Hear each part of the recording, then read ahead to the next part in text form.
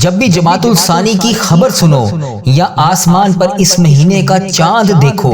تو ہاتھوں کو اٹھا کر چاروں کل 7 مرتبہ پڑھو،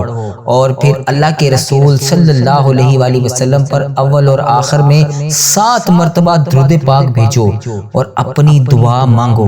کیونکہ جو انسان جمادی الثانی کے چاند کی خبر سن کر یا اس مہینے کی آمد میں ہاتھوں کو اٹھا کر اللہ کے رسول صلی اللہ علیہ وآلہ وسلم پر 7 بار درود پاک کا نذرانہ پیش کرتا ہے اور چاروں کل پڑھ کر اللہ سے جو بھی دعا مانگتا ہے تو اللہ تعالیٰ اس انسان کی تمام دعاؤں کو قبول کر لیتا ہے اور اپنے فرشتوں کو حکم دیتا ہے کہ اس کی زندگی سے تمام مصیبتوں کو ختم کر دیں اور آنے والی رکاوٹ جو اس کی زندگی میں کامیابی کے درپیش ہے اس کو دور کر دیتا ہے۔ اور یوں جمادی الثانی کا چاند دیکھنے والا اور اس مہینے کی آمد کے اوپر دعا مانگنے والا اپنی تمام دعائیں قبول پاتا ہے